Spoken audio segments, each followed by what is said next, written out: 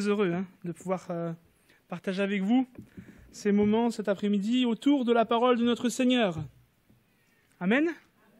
J'attends le signal de notre frère avant de commencer et j'en profite de ce fait pour juste déjà solliciter les musiciens à la fin de mon message.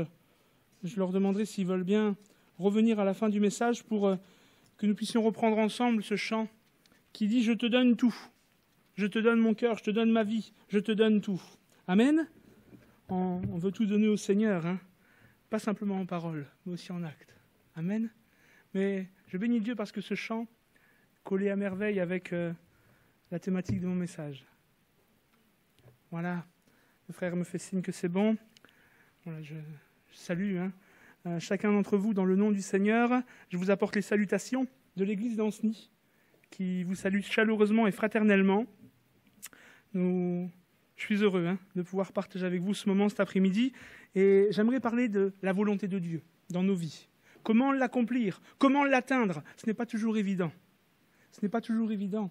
Mais pourtant, c'est là ce que Dieu veut, que nous puissions accomplir tous ses desseins, tous ses projets, sa volonté tout simplement.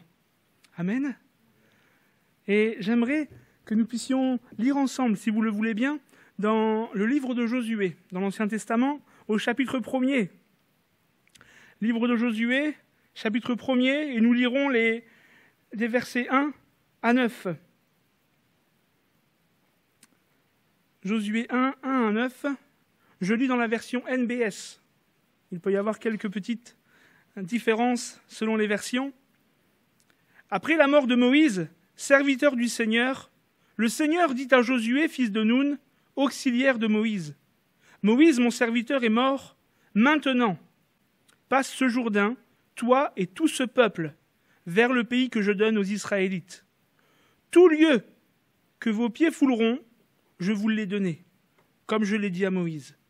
Votre territoire s'étendra depuis le désert et ce Liban, jusqu'au grand fleuve l'Euphrate, tout le pays des Hittites, jusqu'à la grande mer, au soleil couchant.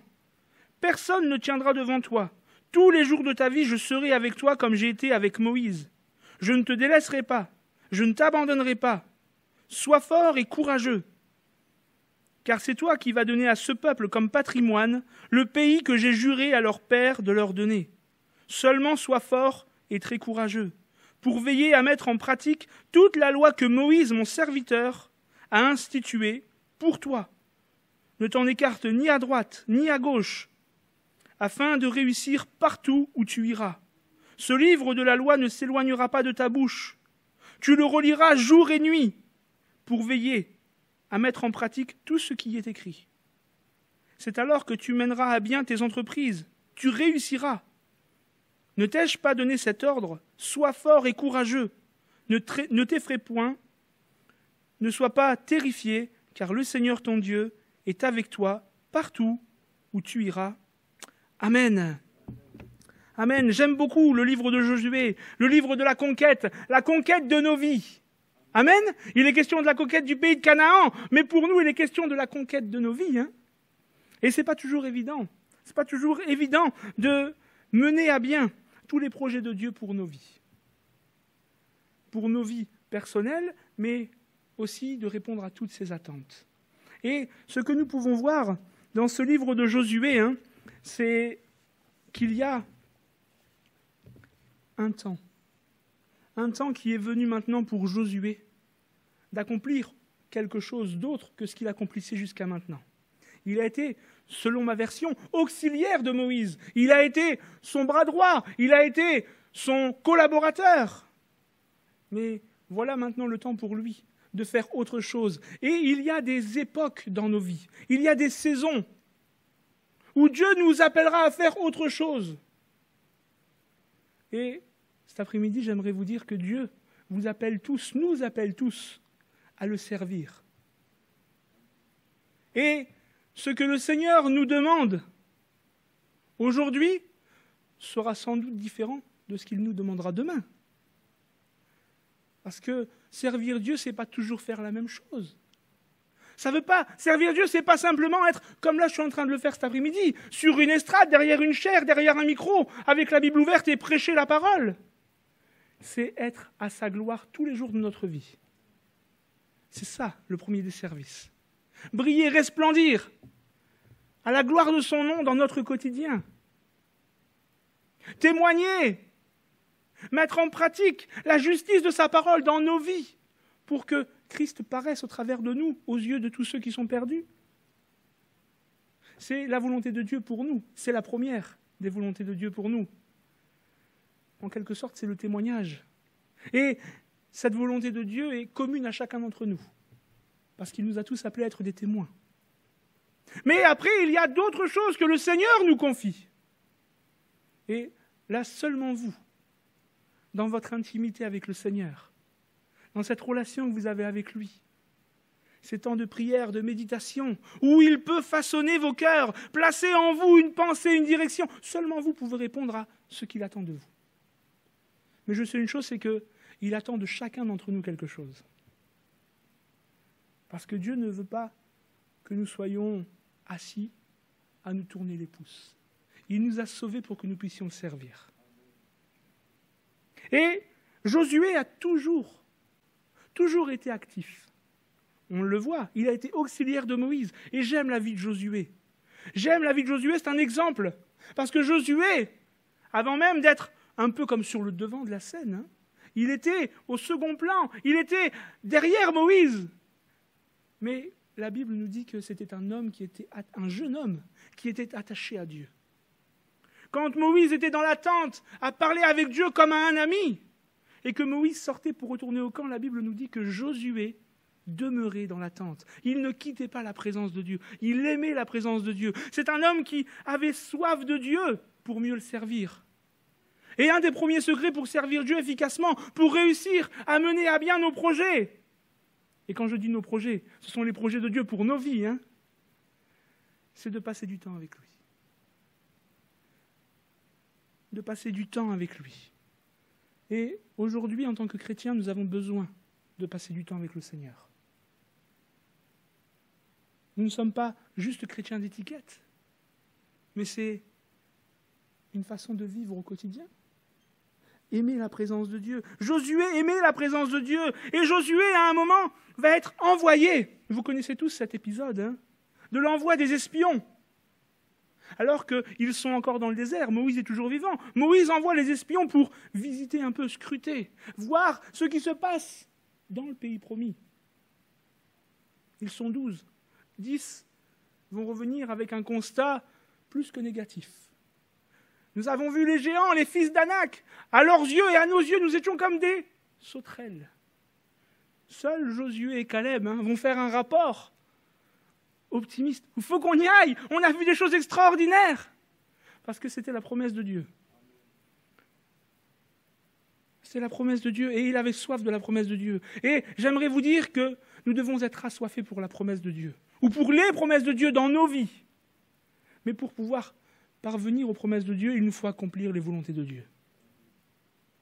Le temps de Josué dans le désert, à être le second de Moïse, arrive maintenant à sa fin. Et on voit du verset 1er au verset 6 de ce chapitre 1 du livre de Josué qu'il y a un appel maintenant. Il y a une nouvelle direction pour Josué. Tu n'es plus l'auxiliaire. Tu vas être toi maintenant celui qui va conduire ce peuple. C'est différent. C'est différent. Jusqu'à maintenant, Josué se reposait sur Moïse. C'est lui qui prend les décisions. Moi, je les applique.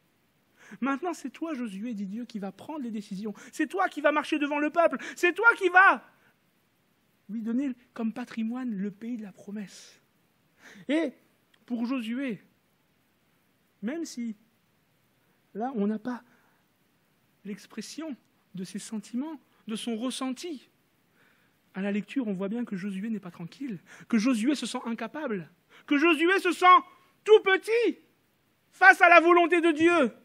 Et peut-être cet après-midi que Dieu vous a placé quelque chose sur votre cœur, une direction, un service pour votre quotidien, mais que vous ne vous en sentez pas capable. Et Dieu va lui répéter, prends courage, sois fort. Prends courage, sois fort. Ne t'ai-je pas dit, fortifie-toi, prends courage. Et cet après-midi, c'est ce que le Seigneur dit à chacun d'entre nous. Parce que la volonté de Dieu pour notre vie n'est pas toujours facile à mettre en place. Ce n'est pas toujours facile à atteindre. On chante, Seigneur, je te donne ma vie, je te donne tout. Mais quand le Seigneur dit, fais ça pour moi, on ne s'en sent pas trop capable. Et au lieu de rentrer dans les projets, on reste un peu en retrait. Mais est-ce qu'alors, dans ces cas-là, ce n'est pas juste un beau chant? Ce qu'on chante, on doit le vivre. Mais ce n'est pas toujours facile. Mais gloire à Dieu. Parce que dans les attentes de Dieu pour nous, il n'a pas dit, maintenant je te dis ce que tu dois faire, tu te débrouilles. Je serai avec toi. Je ne t'abandonnerai pas. Je ne te délaisserai pas. Je serai avec toi comme j'étais avec Moïse. Et Dieu ne change pas. Dieu est toujours le même. Cet après-midi, je ne sais pas ce que Dieu a placé sur votre cœur. Je ne sais pas quelle est la volonté de Dieu pour votre vie. Et si quelqu'un peut-être même dit, mais je ne sais même pas quelle est la volonté de Dieu pour ma vie. Cet après-midi, juste, on pourrait lire ce texte que l'on retrouve dans l'Épître de Paul aux Romains au chapitre 12. L'Épître de Paul aux Romains chapitre 12,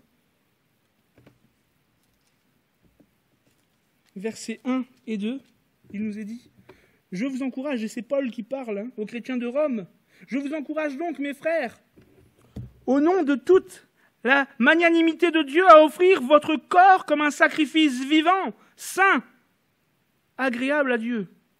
Voilà ce qui sera pour vous, le culte conforme à la parole. Ne vous conformez pas à ce monde-ci, mais soyez transfigurés par le renouvellement de votre intelligence, afin de discerner quelle est la volonté de Dieu, qui est bonne, agréable et parfaite. Pour comprendre et connaître la volonté de Dieu, il nous faut nous livrer entre ses mains. Et cet après-midi, pour connaître la volonté de Dieu pour nos vies, si quelqu'un ne la connaît pas, simplement, Seigneur, je ne sais pas ce que tu attends de moi, mais je te livre ma vie. Je m'abandonne entre tes mains. Renouvelle mes pensées, que j'arrête de penser comme le monde voudrait que je pense.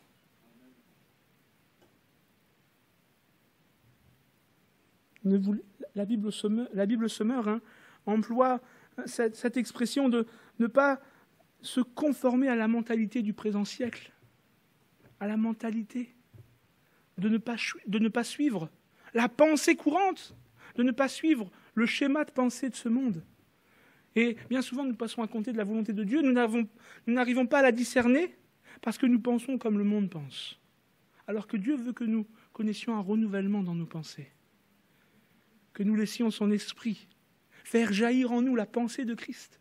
Paul dira aux Philippiens, ayez en vous les sentiments qui étaient en Jésus-Christ, Philippiens 2,5. Mais le mot sentiment, c'est aussi la pensée. Ayez en vous la pensée qui était en Jésus-Christ. Et comment est-ce que j'ai la pensée de Christ en moi? Quand je laisse le Saint-Esprit prendre toute la place.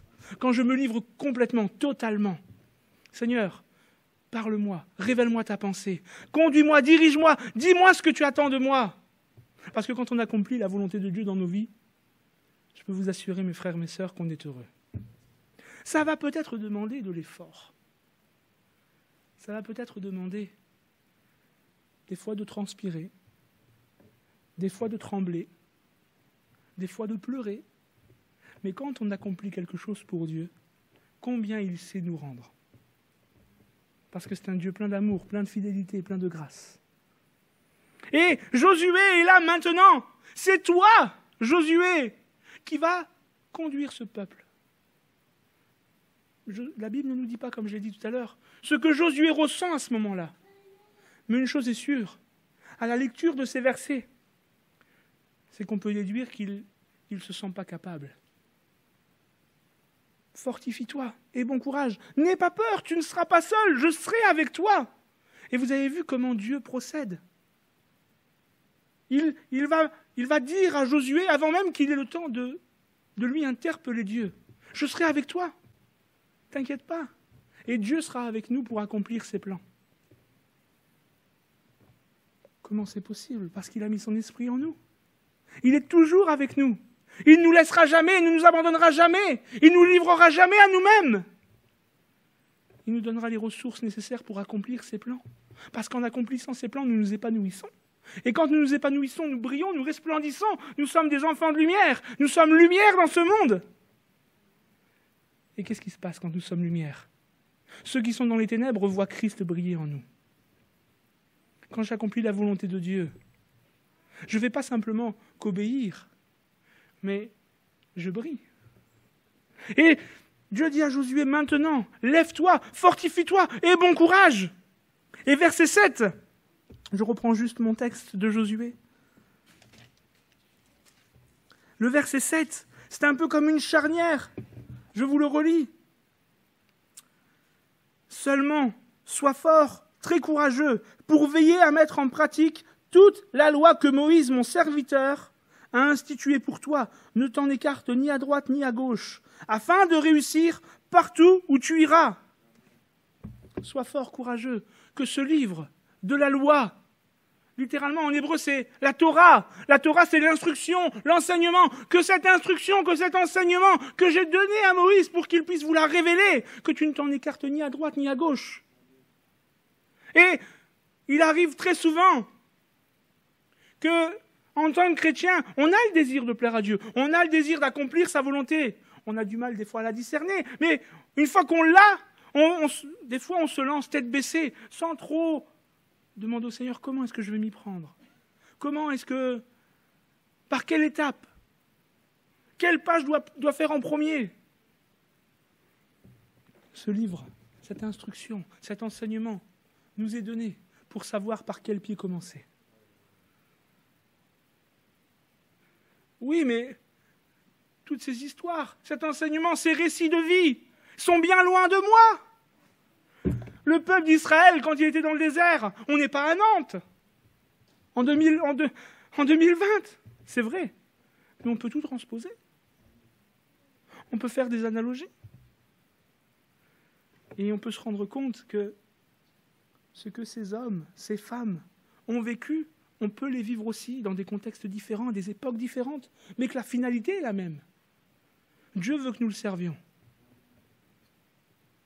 Et il ne nous laissera pas seuls pour le faire. Il a dit quelque chose d'extraordinaire. Tout lieu que foulera votre pied, je vous le donne, comme je l'ai promis. Quelle promesse! De telles promesses, moi j'ai envie de les serrer sur mon cœur. J'ai envie de croire que quand je suis dans la volonté de Dieu, quand je marche dans toutes ses directions, dans ses plans, dans ses attentes, alors je mets un pas l'un devant l'autre, mais j'accomplis le chemin qu'il a tracé pour moi. Et alors ce chemin, le lieu que je suis en train de fouler par mes pieds, il me le donne. Ça veut dire quoi? Qu'il me donne les bénédictions qui sont environnantes, qu'il me donne de porter du fruit, que sa volonté puisse avoir un impact dans ma vie, mais autour de moi. Seulement, sois fort et très courageux pour veiller à mettre en pratique. Maintenant, sois fort et courageux pour mettre en pratique toute cette instruction que j'ai donnée. Il y a une part aussi à faire pour nous. Dieu donne tout pour que nous puissions réussir. Mais à nous aussi de faire en sorte de réussir. À nous de mettre en place les efforts nécessaires. Sois fort, courageux, afin de mettre en pratique. Ne te détourne ni à droite ni à gauche. On a besoin de rester centré sur la parole. On a besoin de rester centré sur la parole. On peut des fois avoir des conseils, à droite, à gauche, par un frère, une sœur, et béni soit le Seigneur pour cela. Mais la première source de conseil, c'est la parole de Dieu. Bien souvent, aujourd'hui, on peut s'attendre à des directions de Dieu par un don spirituel, une parole de connaissance, une parole de prophétie. Et Dieu parle par l'Esprit. Heureusement, merci Seigneur. Mais trop souvent, peut-être, nous nous attendons à cela. Pour entendre Dieu nous parler alors qu'il nous parle déjà. On veut connaître les directions. On veut savoir comment faire. Seigneur, parle-moi. Et des fois, on attend des semaines, des mois pour faire un choix. On attend des semaines, des mois avant de commencer à marcher dans les plans de Dieu. Alors qu'en fait, si on avait pris la peine d'ouvrir la parole, de plonger nos regards dedans, le Seigneur déjà nous aurait répondu depuis longtemps. Ce livre ne t'en détourne ni à droite ni à gauche. Ne l'abandonne pas, ne le délaisse pas littéralement. Hein. Et on doit être vigilant. On doit être vigilant parce que, de par nature, dans la chair, on est faible. Et si on ne veille pas dans la prière, dans la méditation, vite on prend de mauvais plis. Vite on prend de mauvais plis. Le Seigneur a dit à Josué, ce livre, tu ne dois pas t'en détourner. Tu ne dois pas le délaisser. Mais tu dois le méditer jour et nuit. Jour et nuit. Est-ce de là à dire que je dois passer ma vie entière à simplement lire la Bible? Ne rien faire d'autre? Non. Dieu est un Dieu sage. Mais à nous de creuser, à nous de chercher. Le jour, la nuit, c'est le signe de quelque chose qui revient continuellement. Et les journées se suivent et ça revient continuellement. On doit méditer la parole toute notre vie. On ne doit pas nous en détourner un seul jour de notre vie. On veut la réussite dans nos vies. Je ne prêche pas la prospérité. Hein. Je prêche la réussite dans la volonté de Dieu. Parce qu'il y en a qui prennent ces textes, qui les tordent dans tous les sens. Tout ce que tu feras, tu réussiras. Si tu lis un peu la parole, tu réussiras dans tout. Tu vas devenir riche, tu auras une belle voiture, la plus belle, la plus chère, celle qui fait le meilleur bruit, tout ce que tu veux, la plus belle maison. Oui, Dieu nous bénit. Et on peut lui dire merci.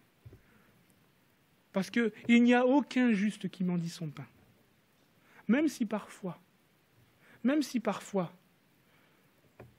on est à certaines limites. On est face à certaines réalités où on se dit comment je vais m'en sortir. Le Seigneur prend toujours soin de nous. Le Seigneur prend toujours soin de nous. Vous connaissez tous Georges Muller. Georges Muller, c'est cet homme qui a fondé des orphelinats et qui, souvent, arrivait avant la fin du mois avec plus d'argent en poche pour nourrir les orphelins. Mais il s'attendait à la grâce de Dieu, à la provision de Dieu. Et notre Dieu, c'est le Dieu de la provision. Je sors du cadre de ma prédication, mais quand on accomplit la volonté de Dieu, Dieu pourvoit toujours. La volonté de Dieu pour cet homme, c'était de s'occuper des orphelins. C'était de leur fournir un toit, une éducation, une famille. Il l'a fait en obéissant. Et sans doute que cet homme ne s'est pas senti à l'aise au début. Comment est-ce que je vais réussir à faire cela? Comment est-ce que je vais m'en sortir pour prendre soin des orphelins?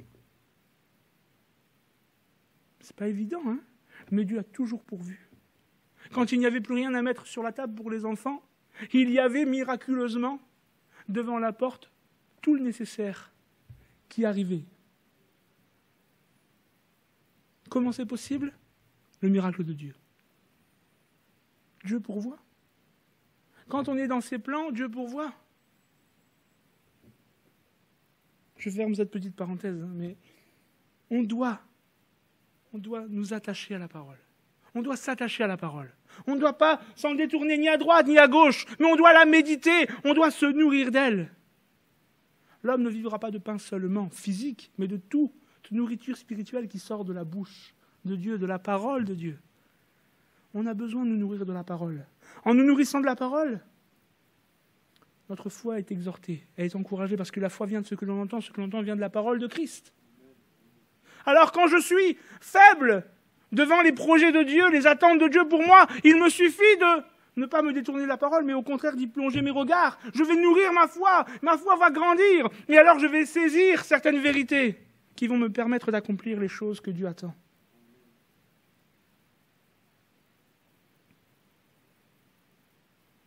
Ce livre ne s'éloignera pas de ta bouche. Ne t'en détourne ni à droite, ni à gauche. Il ne s'éloignera pas de ta bouche. tu le méditeras. Tu le reliras jour et nuit, ou tu le méditeras, tu t'en nourriras, tu vas le marmonner. Et on a besoin, en tant que chrétien, de méditer la parole. On a besoin de l'étudier de façon personnelle. Pas simplement nous contenter de ce que nous partageons lors de nos réunions. Que nous ne soyons pas juste dépendants de ce que le pasteur communique, mais que jour après jour, nous puissions étudier, creuser la parole. Je vais vous dire à quoi ressemble un homme qui met en pratique, dira Jésus, la parole. Il y a celui qui ne met pas en pratique, il va construire sa maison sur le sable. Et celui qui met en pratique, celui qui, Luc apporte une précision, il va creuser profondément pour pouvoir poser la fondation. On a besoin de creuser la parole en profondeur. On doit creuser la parole en profondeur. Ça va nous demander du temps, ça va nous demander un engagement. Mais cet engagement, on en sera toujours béni. Parce que je ne connais personne qui s'attelle à étudier la parole, qui puisse dire après coup, je suis plus appauvri spirituellement, je suis plus découragé qu'avant. Non. La parole de Dieu nous bénit, la parole de Dieu nous encourage, elle nous fortifie, elle relève, elle donne la force. Et au travers de ces paroles que Dieu dit à Josué, ne te détourne pas de la parole, mais au contraire, relis, médite, nourris-toi d'elle. Et c'est tout ça qu'il est en train de dire sans le dire. C'est toutes ces vérités qui sont pour toi, mais qui sont pour nous. Pourquoi ? Afin de réussir dans ce que tu entreprendras. Et quelle était l'entreprise de Josué ? Conduire le peuple dans le pays promis. Conduire le peuple à prendre possession de la bénédiction. Et quand nous accomplissons la volonté de Dieu dans nos vies, nous sommes bénis, mais nous pouvons aussi bénir les autres.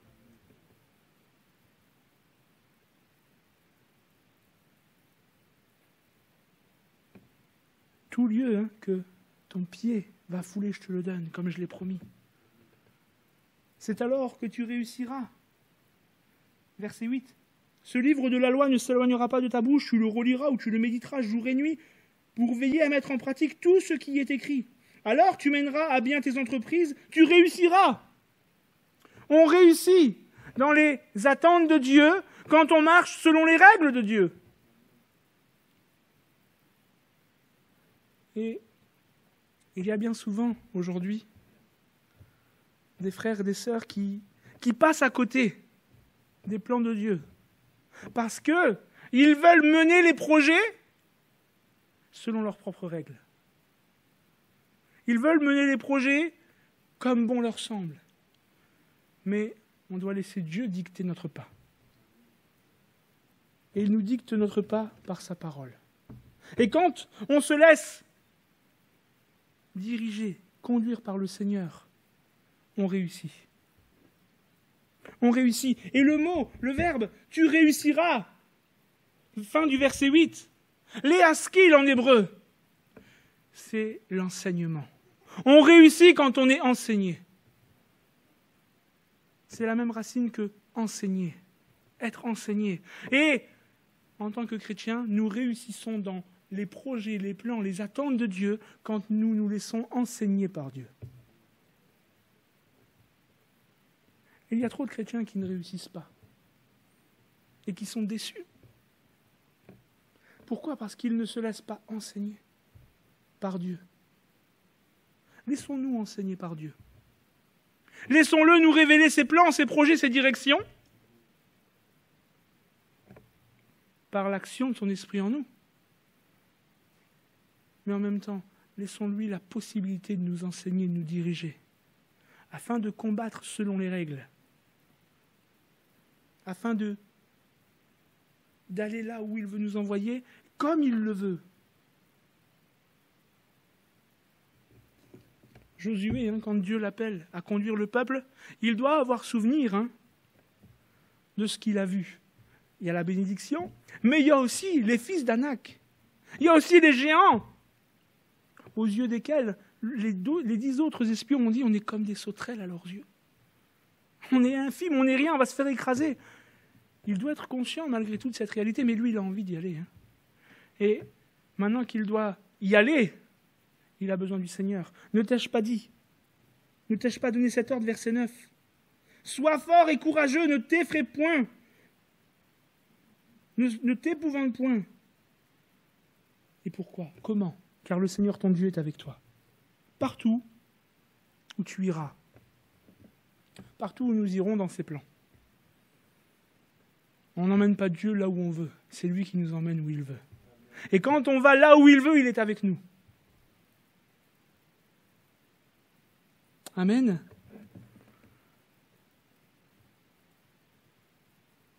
Que le Seigneur nous aide. Que le Seigneur nous aide à accomplir ses plans. Que le Seigneur nous les révèle. Et si on se sent incapable, réalisons que d'autres avant nous se sont sentis incapables, mais qu'ils ont été utiles entre les mains de Dieu. Pourquoi? Parce qu'au moment clé, au moment charnière, ils ont su, au travers de cette intimité, laisser le Seigneur placer sur leur cœur un dépôt, placer sur leur cœur un conseil. Et le Seigneur agira de la même façon pour nous, parce qu'il n'a pas changé. Son désir, c'est toujours de nous voir le servir, comme ceux qui nous ont précédés dans la foi l'ont fait. Et son désir, c'est aussi de nous voir réussir dans ses plans. Attention, aussi je nuance. Accomplir la volonté de Dieu et réussir la volonté de Dieu, ça ne veut pas dire que je marche sur des pétales de rose. Il va y avoir des difficultés. Mais malgré les difficultés, quand je sais que je suis dans la volonté de Dieu, Josué a connu des difficultés. La première, ça a été de traverser le Jourdain. Conduis ce peuple. Fais-le prendre possession du pays. Il n'a pas fallu bien longtemps avant qu'il y ait une première épreuve. Traverser le Jourdain. Et à cette époque de l'année, le Jourdain, il nous est dit qu'il déborde. Ce n'est pas le petit cours d'eau. Pour l'avoir vu, le Jourdain, à certains endroits, oui, aujourd'hui, parce que les différents pays pompent dans le Jourdain. À certains endroits, presque on pourrait se dire, je traverse, pas besoin de couper l'eau en deux, Seigneur, je traverse à pied sec. Mais à l'époque, il n'y avait pas toutes ces nations qui pompaient pour la culture de la banane, etc., ou pour s'alimenter en eau, non. C'était un fleuve qui débordait. C'est déjà un premier obstacle, une première difficulté. Mais par l'obéissance, en suivant le conseil de Dieu, et je vous laisse découvrir cela en lisant les chapitres qui suivent dans le livre de Josué. Le Seigneur qui va dire à Josué, à mon ordre, l'arche partira en premier, et vous la suivrez. L'arche, c'est le symbole de Dieu. Se laisser enseigner, instruire par Dieu, et marcher à sa suite pour accomplir ses plans. C'est comme ça qu'on connaît la réussite. Et cet après-midi, je crois que Dieu veut que nous réussissions nos vies spirituelles. Je crois que le Seigneur veut que nous réussissions dans notre quotidien. Et quand je dis réussissions dans notre quotidien, c'est réussir à vivre selon ses attentes, pour porter du fruit à la gloire de son nom. Ce fruit qui va faire en sorte que nous soyons comme des arbres verdoyants, dans un monde où spirituellement tout est sec. Ça attire le regard, en pleine sécheresse, en plein désert, de voir un oasis, ça donne envie de se désaltérer. Et on est un peu cette oasis, chacun pour notre part. Dans un monde désertique spirituellement, on est cette oasis verdoyant quand on accomplit toute la volonté de Dieu. Quand on lui obéit, qu'on lui est soumis, on est un arbre verdoyant qui porte du fruit en sa saison et dont le feuillage ne se flétrit jamais. Amen. Et ça donne envie. Et le but de servir Dieu, d'accomplir sa volonté, c'est de donner envie aux autres. Amen. Qu'ils puissent découvrir ce salut, cet amour merveilleux révélant Jésus-Christ. Voilà, je vais peut-être demander aux musiciens, s'ils veulent bien, s'approcher pour que nous puissions reprendre ce chant ensemble. On connaît, chacun pour notre part, on connaît nos cœurs, nos vies, on connaît les attentes de Dieu, on sait peut-être ce qu'on a mis de côté, ce qu'on a mis entre parenthèses. Seigneur, oui, j'ai entendu J'ai entendu il y a déjà quelques années, ou quelques mois peut-être, ou quelques semaines, ce que tu m'as demandé d'accomplir pour toi, mais je m'en sens pas capable. Ou alors, Seigneur, j'ai envie de découvrir ce que tu attends de moi. On va prendre ce chant, je te donne tout. Je te donne mon âme, je te donne mon cœur, je te donne ma vie. Révèle-moi ta volonté. Donne-moi la force de la mettre en pratique dans ma vie. Enseigne-moi, instruis-moi, je te donne ma vie entière. Josué, c'était l'homme qui aimait la présence de Dieu. Pendant qu'on va prendre ce chant, peut-être incliner nos fronts, fermer nos yeux et juste passer un temps devant le Seigneur et lui laisser peut-être nous parler et communiquer à nos cœurs ce dont nous avons besoin.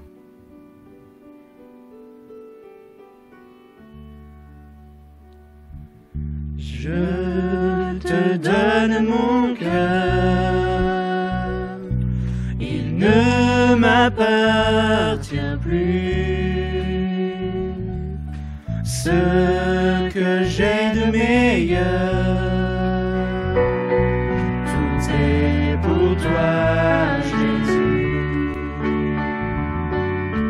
Un parfum de valeur sur toi est répandu. C'est l'offrande de mon cœur. Je suis à toi, Jésus. Prends mon âme, prends mon cœur, je te donne tout. Prends ma vie, me voici, je te donne tout. Mon cœur est à toi, tout à toi. Je te donne mon cœur,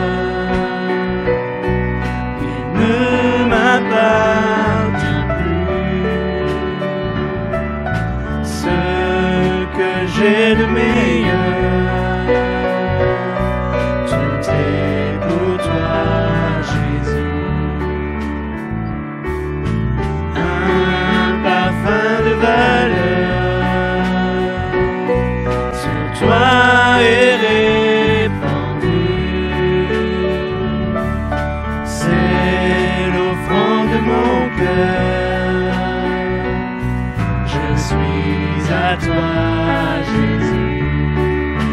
Prends mon âme, prends mon cœur, je te donne tout. Prends ma vie, me voici, je te donne tout. Mon cœur est à toi, tout à toi. Oh mon âme, oh mon cœur, je te donne tout. Oh ma vie, me voici, je te donne tout. Mon cœur est à toi, tout à toi. Mon cœur est à toi.